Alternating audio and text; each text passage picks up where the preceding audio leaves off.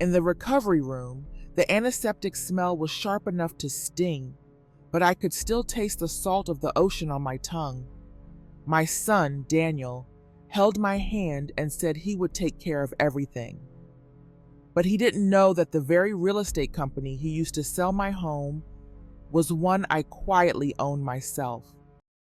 Those words, Daniel's words, they echo in my head even now, clearer than the steady, rhythmic beep of the heart monitor that was my only companion in the quiet hours. His hand was warm around mine, a familiar comfort I'd known for 40 years, but his eyes were distant. It was a look I'd seen in sailors studying a far-off storm on the horizon. That was the moment a mother, even lying helpless in a hospital bed, can feel a change in the weather. The moment you know a hurricane is gathering strength just out of sight. A hurricane wearing your own son's face. He thought I was weak, tired, my mind clouded by the anesthesia and the pain. But he forgot who I was. He forgot that a cartographer, a map appraiser, spends her entire life searching for the hidden paths, the concealed details, the truths buried under layers of ink and parchment. And this journey, this unforgiving expedition to find the truth of what he had done, was one I had to see through to the end, no matter how much it hurt. But before we go on, wherever you might be listening, would you do an old woman a favor? Go ahead and hit that like button, or maybe leave a comment down below. Your support is a welcome encouragement, a light on the shore for me on this journey. It means more than you know. That house? It was never just wood and mortar and shingles. It was an ocean of memories. I can still close my eyes and feel the worn grain of the paintbrush in my hand, the North Carolina sun warm on my back, the day my husband, Robert, and I painted the shutters that perfect shade of sea blue. Robert always said it was the exact color of my eyes when I looked out at the Atlantic at dawn. He had a poet's heart, my Robert. Every morning, for the 37 years we lived there, I had a ritual. I'd brew a pot of Earl Grey tea, the steam fragrant with bergamot, and I'd sit on the porch swing, listening to the old familiar music of the waves rolling onto the shore. Daniel grew up to that sound. It was the lullaby that soothed him to sleep as a baby, the rhythm that accompanied his first toddling steps in the sand.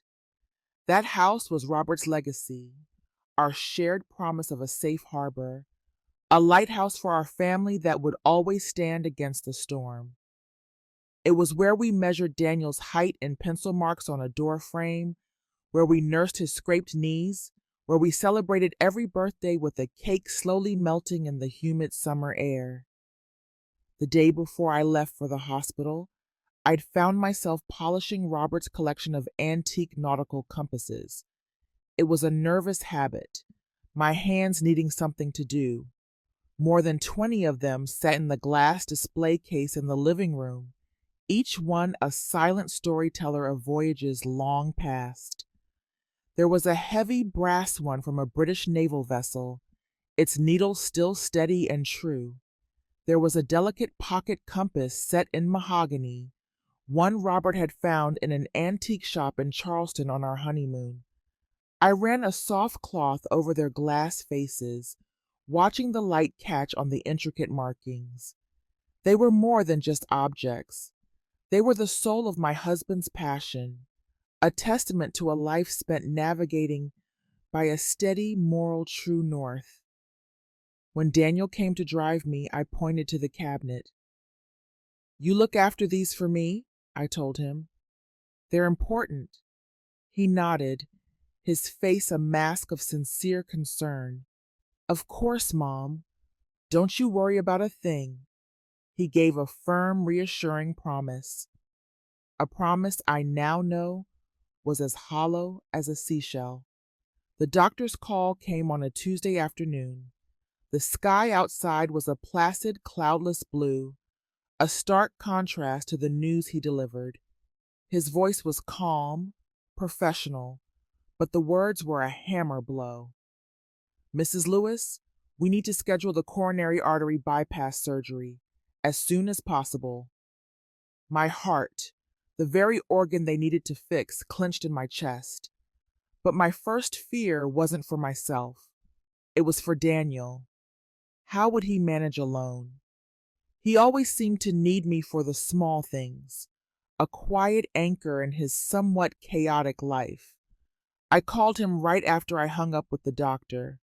Over the phone, I heard him take a long, shaky breath, a sound of deep weariness that a mother's ear can decode in an instant. But then his voice shifted, becoming artificially bright. "Don't you worry, Mom," he said, the cheerfulness a little too loud. "I'm a big boy now. I'll handle everything. The house, the bills, all of it. You just focus on getting better." And I believed him. How could I not? A mother's love can be a thick veil, obscuring the cracks that are forming right in front of her eyes. I didn't see a man in his 40s struggling under some secret weight. I saw my little boy, trying to be strong for his mother. I saw the love, and I was blind to the desperation that was driving it. Looking back now, with the clarity of hindsight, the signs were all there. They were like ghost watermarks on an old map, visible only when you hold them up to the light at the right angle. A few weeks before the surgery, Daniel stopped by the house. He was thinner than I'd seen him, with dark, bruised-looking circles under his eyes. He couldn't seem to stand still, pacing the living room, his hands constantly fidgeting in his pockets. He asked to borrow some money, not a huge amount, for what he called a new business opportunity. I wrote him a check without a second thought, my heart aching to see him so stressed. What I remember most clearly, though, is how he stood in front of the compass collection, staring at it for the longest time. His gaze was intense, calculating. "These must be worth a lot, huh?" he asked, his voice casual, but the question hung in the air. At the time, I just thought he was remembering his father, feeling a pang of nostalgia. I had no idea that he was looking at his father's soul and seeing only dollar signs. He was taking inventory. He was converting a lifetime of passion and memory into a series of figures that might, just might, be enough to save him from the trouble he was hiding. I was so preoccupied with the failing of my own heart that I failed to see the sickness in his. The day I was admitted to the hospital, Daniel arrived with a manila folder tucked under his arm. He seemed organized, efficient. "Mom, you just need to sign these," he said, spreading a sheaf of papers on the rolling bedside table. "It's just a standard power of attorney, so I can pay the electric and water bills for you while you're in here. Just routine stuff."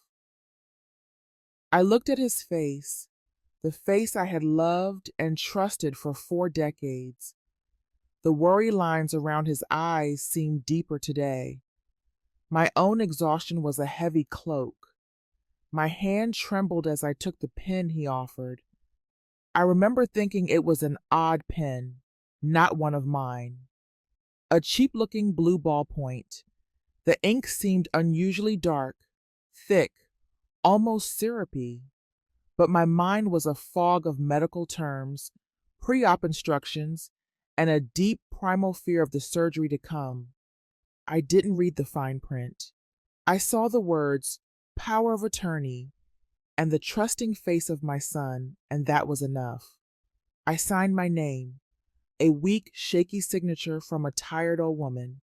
I signed away not just the power to pay my bills, but the power over my entire life, my home, my legacy. In that moment, I handed my son a sword, blindly believing he would only ever use it to peel an apple for me. The operating room was colder than I could have imagined. The lights on the ceiling were a constellation of sterile suns, blindingly bright. As the anesthesiologist's gentle voice told me to count backward from 10, the last thing I saw was Daniel's face through the small square window in the door. He gave me a wide smile and a confident thumbs up, a silent promise that everything was going to be fine. I surrendered to the darkness with that image burned into my mind, a comforting talisman. I believed that when I woke up, my son would be there. Our house by the sea would be there, waiting for my return, the sound of the waves ready to welcome me home.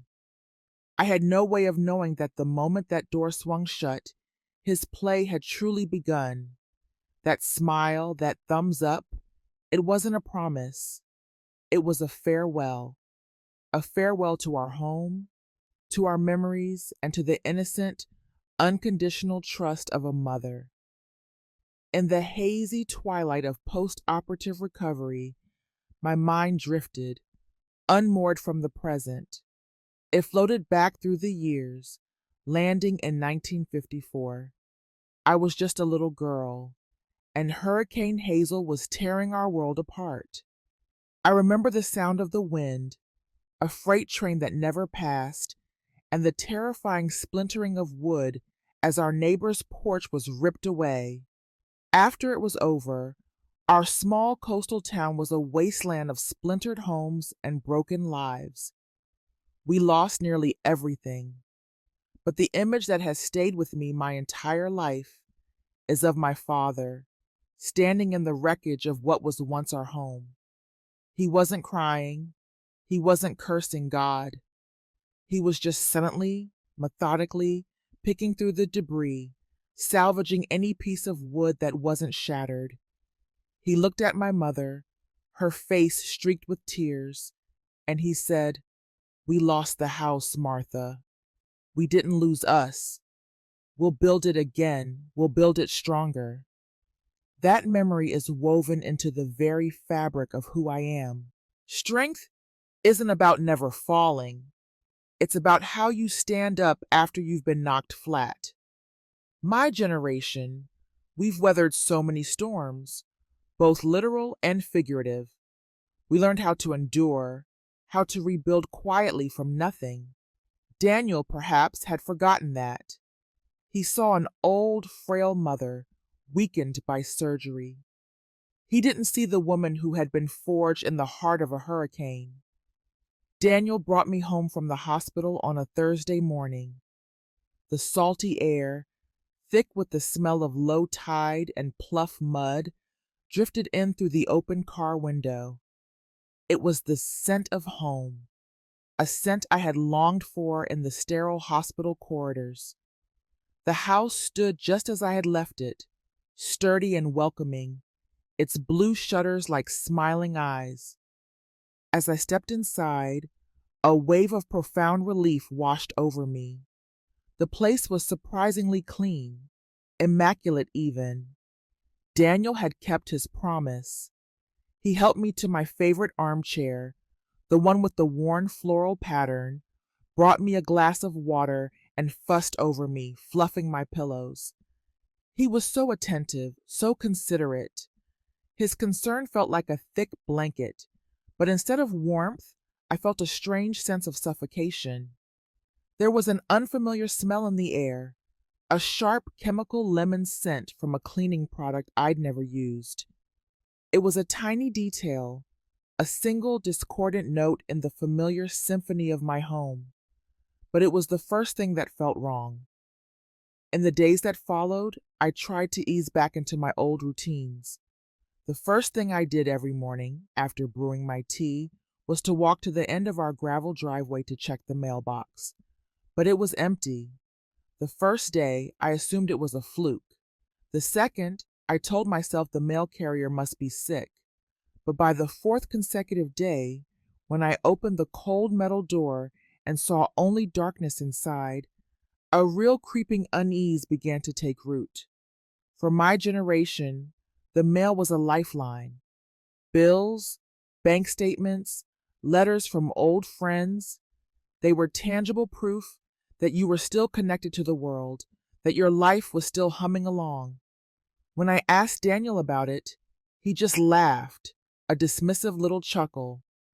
Oh, Mom, nobody uses snail mail anymore. It's the 21st century. Everything's online. They probably sent everything to your email. It sounded so plausible, so modern, but my heart, my gut, told me a different story.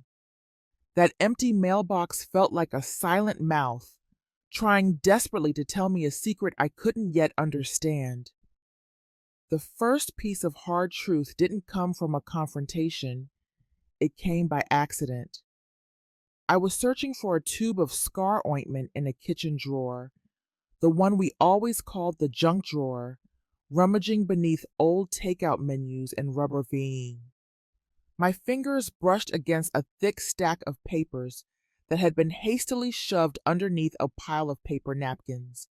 I pulled them out.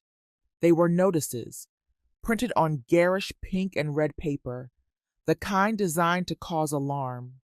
The words, in bold, aggressive type, seemed to leap off the page. Final notice. Past due. Service disconnection imminent. The electric bill, the gas bill, the water bill, all of them were months overdue. The total came to more than $5,000. The room tilted. My hands started to shake so badly that the papers fluttered to the linoleum floor like a flurry of toxic leaves. My heart, still so fragile from the surgery, began to hammer against my ribs. Shame, confusion, and a sickening, vague fear churned in my stomach. How could this be? In 45 years, I had never, not once, been late on a payment. I sank to the floor, my knees weak, feeling as helpless as a small boat with a broken rudder, caught in the grip of a gathering storm. That evening, I laid the red and pink notices on the dining room table, a colorful collage of disgrace. When Daniel came in, I didn't shout. I didn't accuse. I asked, in the calmest voice I could manage, "Daniel, what are these?" He glanced at the papers, and for a split second, I saw it. A flash of pure animal panic in his eyes before it was instantly extinguished. He rushed to my side, taking my hand, his own voice dripping with feigned concern. "Mom, you've been through a major operation. Your memory, it can be a little foggy after something like that. You probably forgot to pay them before you went in. Don't you worry about it. Don't you give it another thought. I'll take care of it." He spoke about my memory, my fatigue, planting a seed of doubt so skillfully that, for a moment, I actually started to question myself. Could I have forgotten? His words, so gentle and caring on the surface, were a slow-acting poison, designed not to kill the body, but to assassinate one's confidence, one's own sense of reality. The most terrifying feeling wasn't the debt itself, it was the utter loss of control. I couldn't sleep that night. I sat at the small mahogany desk in my study, the one Robert had built for me, and opened my ledger. For decades, I had meticulously recorded every expense, every deposit. It was a habit ingrained in me, a way of keeping my life's map orderly. But as I stared at the blank pages for the past 2 months, I had no idea what to write. The numbers were a blur. My pension check, the interest from our savings, they should have been there, but I had no idea where they'd gone. I, Jania Lewis, a woman who could pinpoint the location of a 16th century shipwreck from a single faded line on a sea chart, was now completely adrift in my own life. I closed the ledger. My hand rested on its worn leather cover, the material smooth and cool beneath my palm. It was a quiet, physical gesture, a painful acknowledgement that the financial map of my life, the one I had so carefully drawn and followed, had somehow been stolen and redrawn without my knowledge. In the profound silence of that night, as fear and confusion washed over me, I turned to my oldest refuge. I knelt beside my bed, my hands clasped together, an act I have performed countless times over 68 years. I didn't pray for God to expose a villain or return my money. I simply prayed for clarity, for wisdom. I whispered the words of the 23rd Psalm, words my own mother taught me when I was a child. The Lord is my shepherd, I shall not want. Yea, though I walk through the valley of the shadow of death, I will fear no evil, for thou art with me. The prayer didn't bring a miracle, but it brought a sense of peace. It was an anchor in the storm, a fixed point of light that helped me find my bearings. It was a reminder that my true strength wasn't in a bank account, but in a faith and a resilience that had been tested time and time again. Lying in bed that night, I made a decision. I would become my own cartographer again. I would draw a new map, a map of the truth. Suspicion, once it takes root, spreads like ink on damp paper. I knew I couldn't just sit in this fog of confusion. I needed that map, and to draw it, I had to start with the smallest details, the most basic landmarks. I began in my study, my sanctuary. For thousands of hours, I had sat at that desk, poring over ancient coastlines and forgotten trade routes. Now, it was my investigation headquarters.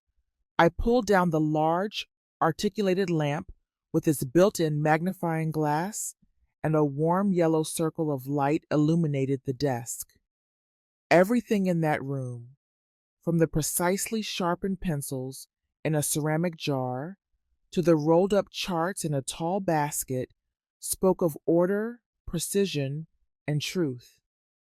I asked Daniel to bring me all the paperwork he had been so helpfully managing for me. As I sat there, surrounded by the tools of my trade, I felt a shift inside me. I wasn't a fragile patient anymore. I was an appraiser, a seeker of the truth. Daniel brought me a folder containing a photocopy of the power of attorney I'd signed at the hospital. At first glance, it looked perfectly legitimate, but a cartographer knows that the most dangerous deceptions are often hidden behind a facade of normalcy. I slid the document under the magnifying glass, and then I saw it. The paper itself felt wrong. It was a brighter white, with a smoother finish than the creamy, high rag content paper our family lawyer had used for decades. I held it up to the lamp. There was no watermark. And then, the fatal detail, the ink.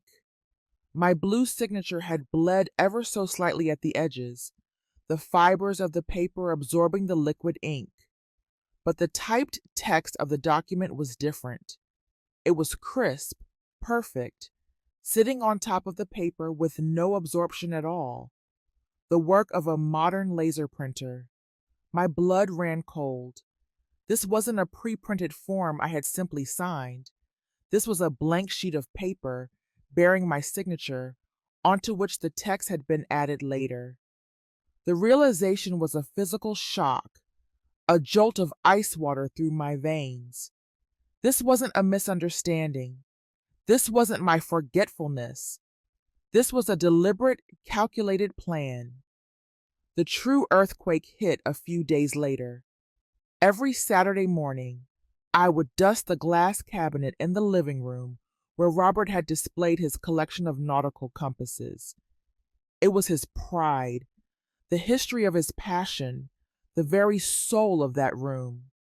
I opened the cabinet door, a soft cloth in my hand, and my heart stopped beating. The shelves were empty, all 23 of them, from the heavy 18th century brass compass to the exquisite Royal Navy gimbaled compass, were gone. All that remained was the deep blue velvet lining, marked with the faint, ghostly indentations of where they used to rest. My knees gave out and I sank to the floor. The house was an asset, yes. The money was a number. But the compasses, they were memories. They were the stories Robert would tell Daniel when he was a boy, tracing the routes of famous explorers. They were a father's legacy. Taking them was an act of cruelty that transcended mere theft. It was an erasure of memory, an attack on the very soul of our family. I sat there in the living room, waiting. When Daniel walked in, whistling softly, I didn't say a word. I just pointed a trembling finger at the empty cabinet. He followed my gaze, and this time the panic in his eyes was undeniable. He started to stammer. Oh, those? I moved them to a safe place for safekeeping. I was worried about burglars, with you being sick and all. I just wanted to protect them. The lie was so clumsy, so insulting to my intelligence. His voice shook and his eyes darted around the room, landing on everything but my face. I remained silent. I just looked at him, my silence a heavier accusation than any shout could ever be. He couldn't bear it. Mumbling an excuse about an urgent appointment, he practically fled from the house. A thief escaping the scene of his crime. That night, I took out an old photo album. I found the picture I was looking for.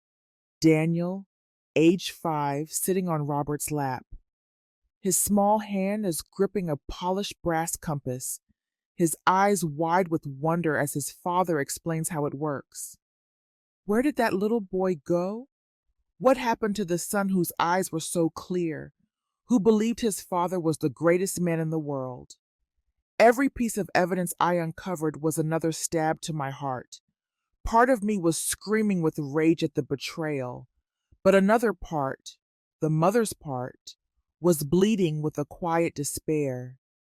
Where did I go wrong? Did I spoil him? Was I so wrapped up in my own world that I never saw the trouble he was in? The questions tormented me. This was the hardest battle, the one fought not in a courtroom, but in the heart of a mother torn between the demand for justice and the enduring power of love.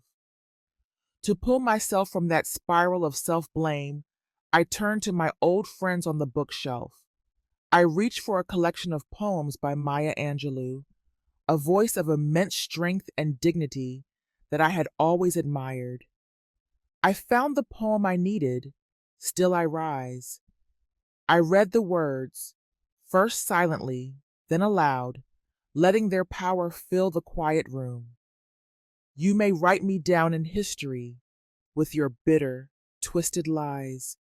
You may trod me in the very dirt, but still, like dust, I'll rise. The words were a balm to my wounded spirit. This was no longer just about money or deception. It was about being trodden into the dirt and finding the will to stand up. Daniel had tried to bury me under a mountain of lies and manipulation, but he could not extinguish my spirit. Like dust, I would rise. The decision was made. The time for silence was over. I knew I couldn't trust the papers Daniel had given me. I needed the truth from the source. The next morning, I drove myself to the bank. The fresh incision on my chest pulled with every turn of the steering wheel, but the physical pain was nothing compared to the fire of purpose burning inside me. The bank was just as I remembered it. Cold air, polished granite floors, the quiet hum of commerce. I felt small and out of place as I walked to the teller's window. But when the young woman behind the glass asked how she could help me, a voice I barely recognized as my own, firm and resolute, spoke up. I would like a detailed statement for all of my accounts for the past 3 months, please. My hand resting on the cool marble countertop trembled slightly, but my voice did not. That simple act of coming here myself, of demanding information about my own life, was the first step toward reclaiming it. Back in my study, I spread the bank statements across my desk. The light from my lamp cast a harsh glare on the columns of numbers, transforming them into an undeniable record of betrayal. I took out a ruler and, with the ingrained habit of a mapmaker, began to methodically trace each line, and then I saw them. ATM cash withdrawal, $2,000. Online transfer, $10,000. Teller withdrawal, $15,000. Dozens of transactions, a steady draining of my life force, all while I was lying in a hospital bed, fighting for my life. The total was staggering. More than $250,000 had vanished from my savings account. The air in the room grew thick, heavy. I didn't cry.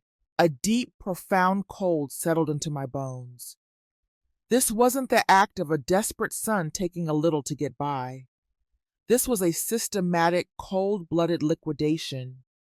A lifetime of work, of saving, of careful planning by my husband and me had been siphoned away by the very person we had built it all for.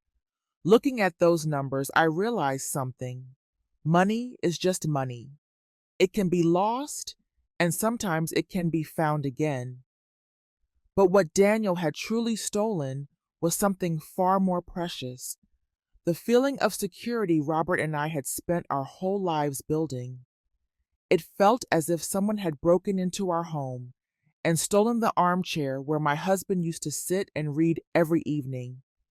Its value wasn't in the leather or the wood. It was in the familiar, comforting imprint his body had left behind. Listening to this, I wonder, is there something in your home that you cherish not for its price tag, but for the memories it holds? If you feel like sharing, I'd love to read your story in the comments below. The biggest fear, the one I had pushed to the back of my mind, was still lurking: the house. Why hadn't the property tax bill arrived? It was always the first piece of mail in the new year.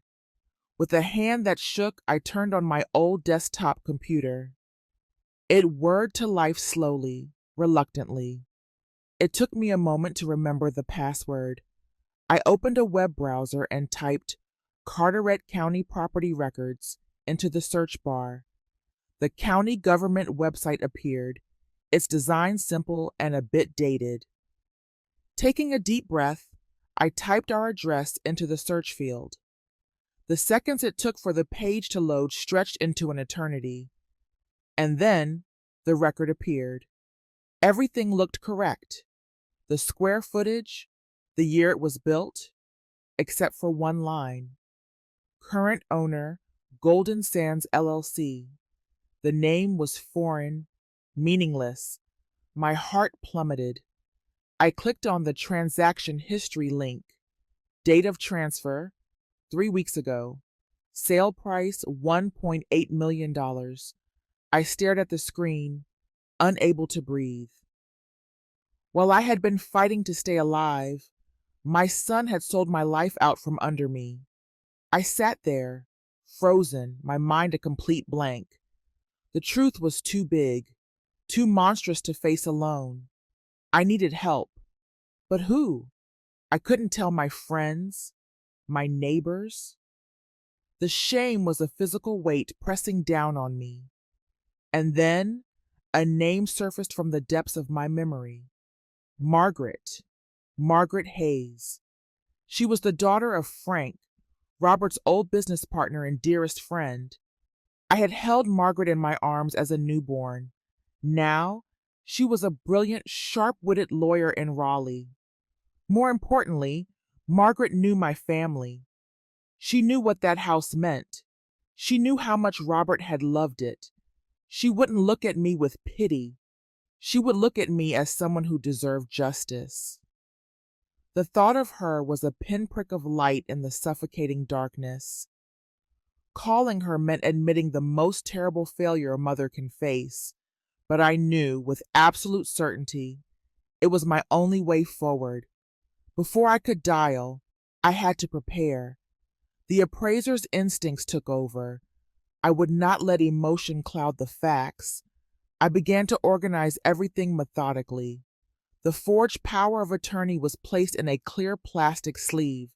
The bank statements were highlighted in yellow, marking each suspicious transaction. I printed out the property record from the county website and circled the new owner's name in red ink. Each sheet of paper was a piece of this horrifying puzzle. The act of organizing them calmed me. It transformed my chaotic pain into a case file, a silent indictment. I was no longer just a grieving, heartbroken mother. I was a client, preparing to present her case. I was preparing to fight, not with tears, but with evidence. The telephone on my desk felt as heavy as an anchor. I must have looked at Margaret's number a dozen times, but my fingers refused to dial. The irony was bitter. I could face a surgeon's scalpel, but recoiled from the prospect of exposing my family's wounds to the world. Shame is a more potent paralytic than grief. I was terrified of the pity I might hear in her voice. I poured myself a glass of iced tea that had long since gone warm, my hands wrapping around the cool glass, a small, unconscious search for comfort. Finally, taking a breath that felt like it came from the soles of my feet, I dialed. When she answered, her voice was crisp and professional. "Hayes Law Office." I almost hung up, but then I whispered, my voice barely a crackle, "Margaret, it's Aunt Janiyah." There was a brief pause on the line, and then her tone warmed instantly. "Aunt Janiyah, it's been too long. How are you feeling?" The genuine warmth in her voice broke through my defenses, and then the story came pouring out, a torrent of words with no order, like a dam breaking. I told her about the empty mailbox, the red notices, the vacant glass cabinet where the compasses used to be. I told her about the soulless numbers on the bank statements.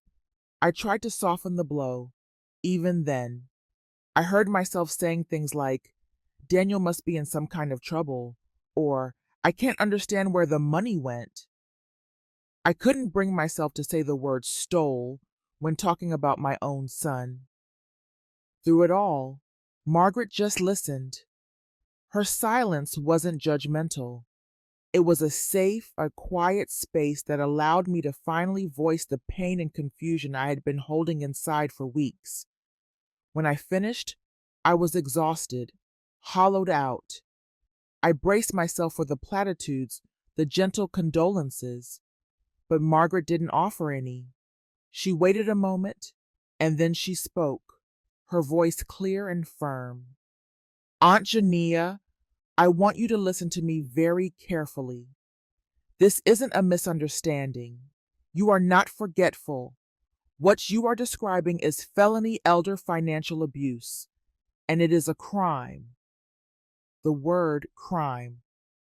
It reverberated in my mind like a church bell, both painful and liberating. For the first time, someone had given a name to the monster I was facing. The weight of self-doubt, the fear that I was just old and confused, suddenly lifted. I wasn't going crazy. I was a victim. And acknowledging that, as agonizing as it was the first step toward finding my strength again. I gathered myself and told her the final piece, that the house had been sold through a company called Lewis Coastal Realty. I heard her sharp intake of breath on the other end of the line. Aunt Jania, she said, her voice filled with astonishment. Do you remember that small investment firm you and Uncle Robert started with my dad? After Uncle Robert passed, you inherited his shares.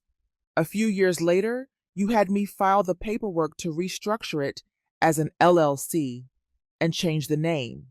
You renamed it Lewis Coastal Realty. You wanted it as a quiet, passive investment. You've probably forgotten all about it. A distant memory, buried under years of grief and time, rushed back to me. It was true. Robert had wanted to leave me with something that would generate income on its own. I had all but forgotten its existence. The irony was staggering, almost cruel. Daniel, in his arrogant greed, had used my own company to sell my own house. That revelation changed everything. Margaret quickly laid out the implications. Do you understand what this means? We have everything. We have legal access to every single document from this sale, the contract, the buyer's information, and most importantly, the financial records for the 6% commission Daniel paid. $108,000. He had paid a commission to my own company. The flow of money was now as clear as a river on a map. His brilliant deception had just become the most powerful piece of evidence against him. I felt a tectonic shift in my chest.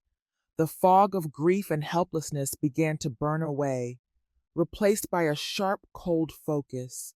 The prey had just realized she was holding the trap. I was no longer on the defensive. I was in a position of power.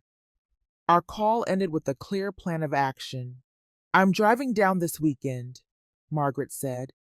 Between now and then, you do not confront him. Not a word. Let him think he's still in complete control.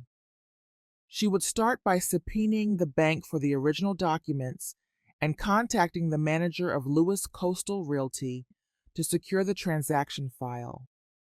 For the first time in weeks, a flicker of real hope ignited within me. I was no longer alone in the storm. The lighthouse had appeared, and Margaret wasn't just showing me the way to safe harbor. She was handing me a new set of sea charts, showing me how to navigate these treacherous waters and reclaim the coastline that had been stolen from me. Following Margaret's instructions, I began the performance of a lifetime.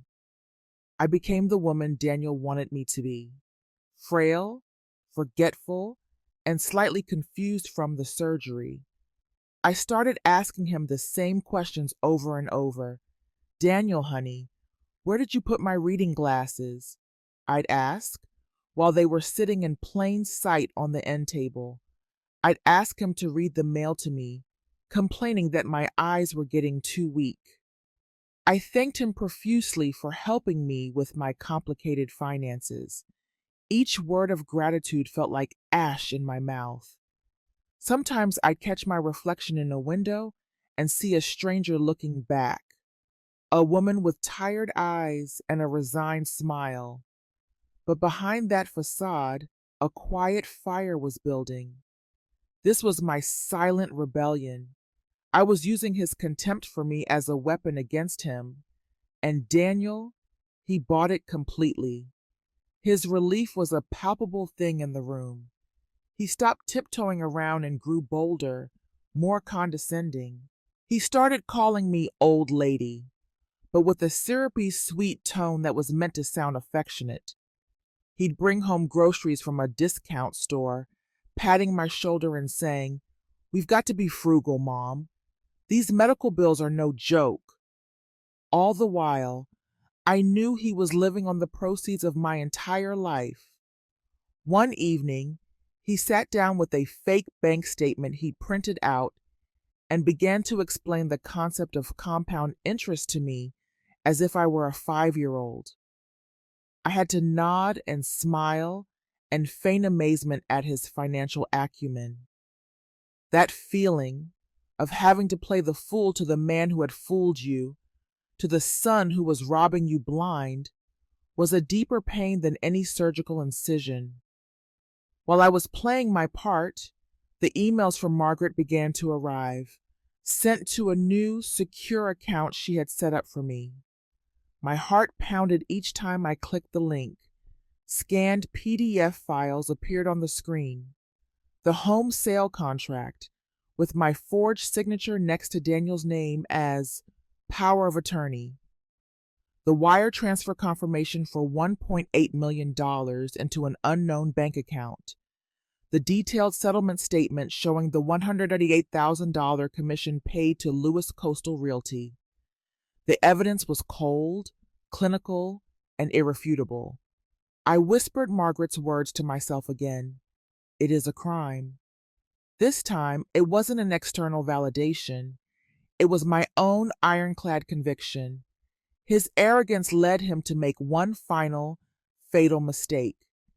He came home one evening, beaming, holding another set of official-looking documents. "Great news, Mom. I was talking to our insurance agent. He said we need to update a few things in your policy, just to simplify everything for the future." He spread the papers on the table. "You just need to sign right here. It makes sure I'm the sole beneficiary to avoid any legal headaches down the road." My eyes scanned the text. It wasn't an insurance policy. It was a cleverly worded codicil to my will, designed to disinherit the other beneficiaries I had named, my sister's children, and a local historical society. My hand trembled with a rage so pure it felt like ice, but I forced it to be still. I picked up the pen and signed my name with the same shaky, elderly script I had been practicing. Daniel smiled, satisfied. He had no idea he had just handed me the final, damning piece of evidence of his intent to take everything. During those long days of pretending, my mind often drifted back to the early days of the COVID-19 pandemic in 2020. The world was gripped by fear and isolation. With my age and heart condition, I was in the high-risk category. I didn't leave the house for months. Daniel was my sole link to the outside world. He did my grocery shopping, picked up my prescriptions, went to the bank for me. I trusted him completely. I remember how he constantly talked about the stock market crashing, about the economic uncertainty. Now I understand. He wasn't just expressing concern, he was cultivating an atmosphere of fear, creating the perfect justification for him to later seize control of my finances, all under the guise of protecting me from a volatile world. He had weaponized a global pandemic for his own personal gain. That weekend, Margaret arrived. She didn't come to the front door. She texted, and I let her in through the back kitchen entrance. My demeanor in her presence was completely different. The tired, resigned woman was gone. I was alert, my eyes bright with focus. We sat in my study with the door locked. I handed her the insurance papers Daniel had brought. She examined them under the lamp, and a cold, triumphant smile touched her lips. "He's gotten greedy," she said softly. "He just provided us with the clearest possible evidence of intent. Our case is complete, Aunt Janiyah." We now had it all. A perfect, unbroken chain from the initial theft to the conspiracy to inherit the rest. The sea had been calm for too long. A tidal wave was coming. The final trap was not of my design. It was offered up by my son's own hubris. He came home one afternoon, beaming with a proprietary air. "Mom, big news! This weekend I'm hosting a small family get-together at my new apartment. Just family, to celebrate you being fully recovered." The hypocrisy was nauseating. A party to celebrate my health, paid for with the money he'd stolen while I was near death. He wanted to show off his new apartment, his fake successful lifestyle. He wanted to parade me around as his trophy, a testament to his supposed devotion. I looked into his eyes, managed a weak smile, and said, "Oh, Daniel, that's wonderful. I'd love that." The stage was set, and the stagehand was the very man who was about to have his world brought down around him. Margaret drove down one last time before the party. She wasn't carrying bulky legal binders. Instead, she handed me a slim, elegant leather portfolio. Inside, each piece of evidence was presented on a single sheet of high-quality paper, like pages in a museum catalog. The forged power of attorney, the bank statement with the withdrawals circled in red, the property sale record, the business registration for Lewis Coastal Realty, with my name as the sole owner, and finally, the greedy codicil to my will. "This is your ledger, Aunt Janaya," Margaret said. "The story of the last few months, told in undeniable facts." It was the final map, a detailed chart of Daniel's betrayal. Looking at that portfolio, I could feel my blood pressure rising. Stress is a quiet poison. It attacks the body without a sound. I had to take a deep breath, place a hand over my heart, and find that calm center that years of patience had taught me to locate. It makes me wonder, have you ever felt anxiety manifest as a physical ailment? What do you do to find a little peace for yourself in moments like that? I'd be grateful to read your own small remedies in the comments. Perhaps we can all learn from one another. On the evening of the party, I stood before my closet. I bypassed the somber, dark colors of mourning and the simple house dresses I'd been wearing. My hand slid across the fabrics until it found it, a simple but elegant silk dress in a deep navy blue. It was the dress I had worn for my last wedding anniversary with Robert. Slipping it on, I felt as if I were putting on a suit of armor. This was not the dress of a victim. It was the dress of a proud widow, a woman who had lived a full life and would not see her legacy trampled. I pinned Robert's silver anchor brooch to the collar. I was ready. In the car on the way to Daniel's apartment, sitting in the back while Margaret drove, I watched the streetlights streak past the window. For a moment, my resolve wavered. The image of my 40-year-old son blurred, replaced by the face of a 5-year-old boy, proudly showing me a seashell he'd found on the beach. Could I do this? Could I really destroy my own child in front of our entire family? The mother's heart ached, trying to pull me back. But then I closed my eyes. I saw the empty glass cabinet. I heard his lies. I remembered the words of Maya Angelou. No, this was not destruction. This was truth. And sometimes the truth is the only medicine, no matter how bitter. This was the last act of love I could perform for a son who had lost his way so completely. Daniel's apartment was in a sleek, soulless luxury complex overlooking the river. The furniture was all sharp angles and gleaming surfaces, expensive and impersonal. He greeted me at the door with a performative hug. "Mom, you look fantastic," he boomed, loud enough for all our aunts, uncles, and cousins to hear. They gathered around, their faces full of sympathy for me and admiration for him, the devoted son. I smiled, thanked each one, and played my role one final time. My handbag, containing Jania's ledger, was clutched tightly in my hand. The stage was set, the audience was assembled, the final act was about to begin. The party was in full swing when Daniel, holding a glass of expensive champagne, tapped a fork against its side to get everyone's attention. "If I could have a moment," he began, his voice expansive and confident. "Today is a very special day. We're here not just to be together, but to raise a glass to the most wonderful woman I know, my mother." He turned and draped an arm around my shoulders.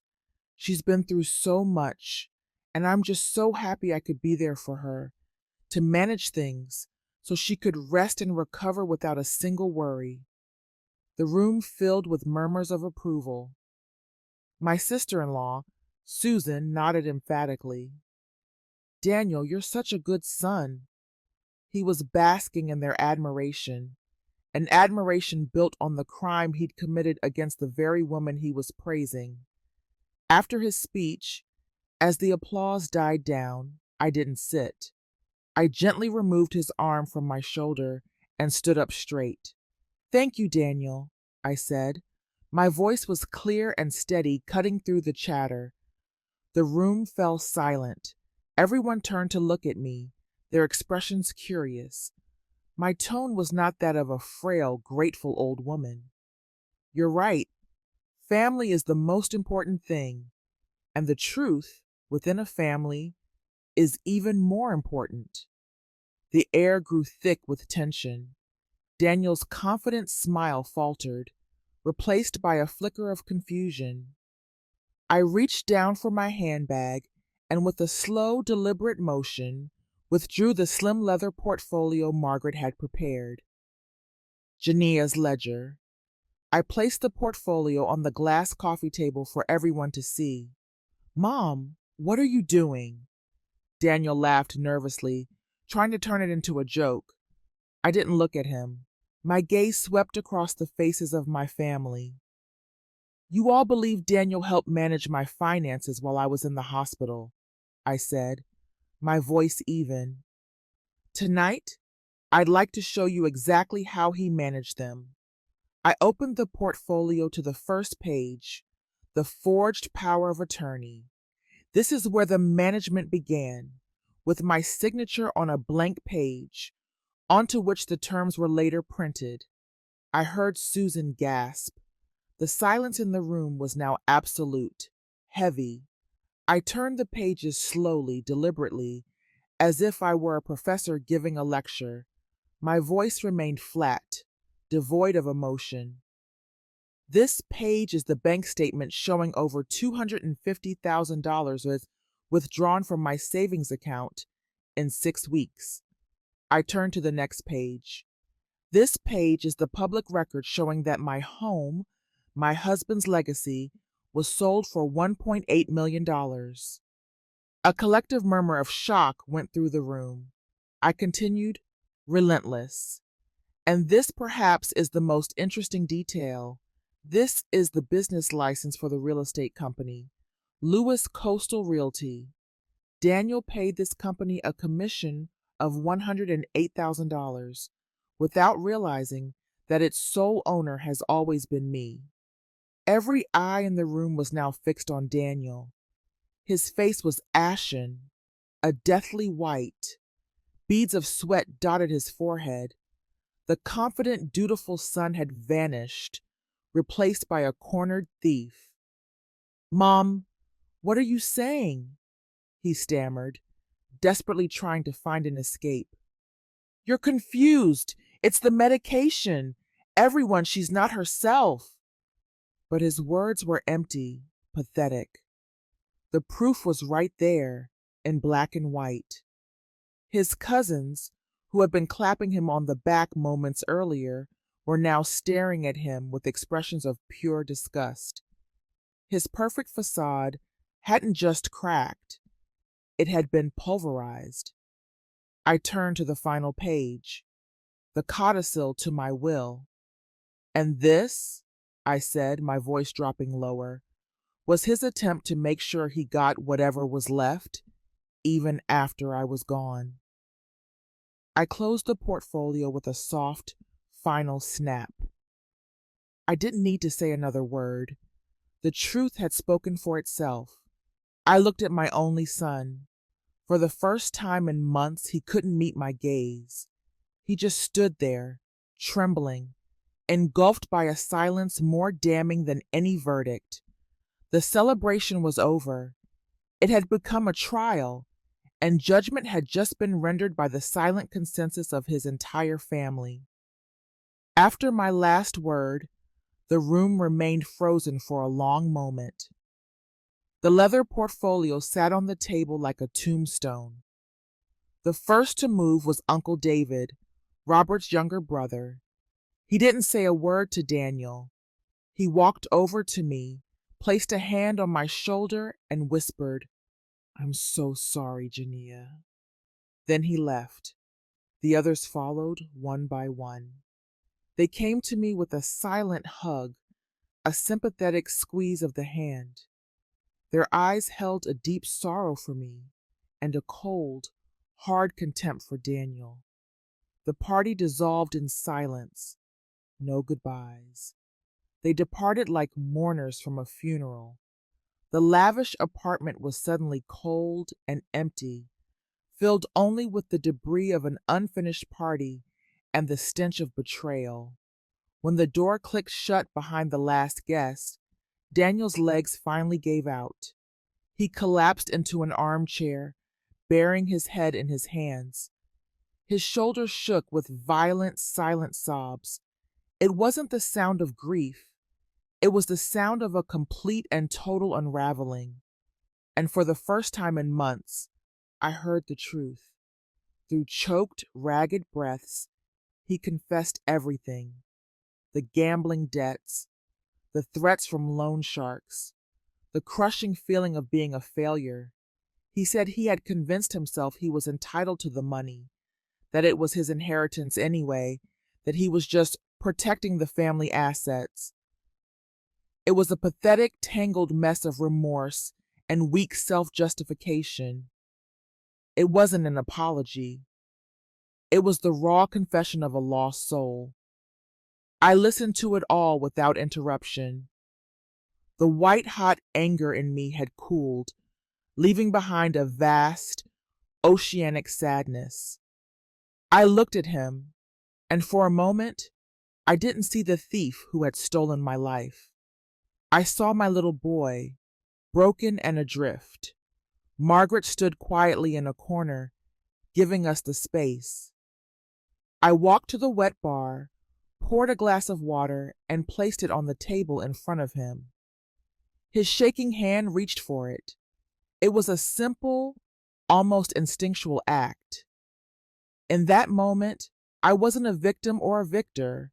I was just a mother, faced with the pain of her child, a pain he had inflicted upon himself. When his sobs subsided, I sat in the chair opposite him. "You have two choices now, Daniel," I said, my voice strangely calm. He looked up, his face swollen and streaked with tears. "Choice number one. Tomorrow morning, you will drive yourself to the police station. You will tell them everything. You will cooperate with the lawyer I provide, and you will do whatever it takes to pay back every single cent of the $2.2 million. You will face the legal consequences, but you will do it as a man taking responsibility for his actions. And maybe, just maybe, one day you can start to build a life again." I paused, letting the weight of my words sink in. "Choice number two. You do nothing. You run, you hide, you continue to lie. And tomorrow morning, this portfolio will be on the desk of the district attorney. They will come for you, and you will be dragged through the justice system instead of walking into it on your own 2 feet." I looked him straight in the eye. "Your father lived his entire life building a legacy of honor. He didn't leave behind a great fortune, but he left behind a good name. You have desecrated that name. This is your one final chance to decide if you want to start picking up the pieces of that honor or let it turn to dust forever." Daniel didn't answer. He just sat there, staring into the glass of water. I stood up, my body aching with a profound exhaustion. I knew there would be no answer tonight. Margaret came to my side. "I'm giving you until 9 o'clock tomorrow morning to decide," I said to his back. "I'll be waiting for your call." Then, without waiting for a reply, Margaret and I turned and walked out of the apartment. The sound of the door closing echoed in the cold, luxurious room. I left him alone in the ruins of his own making, with the crushing weight of a choice that would define the rest of his life. The next morning, I didn't sit by the phone. I made my tea and sat on the balcony of the temporary apartment I was renting, looking out at the ocean. I didn't watch the clock. I told myself that whatever he chose, I was prepared. 9 o'clock came and went, then 9:10.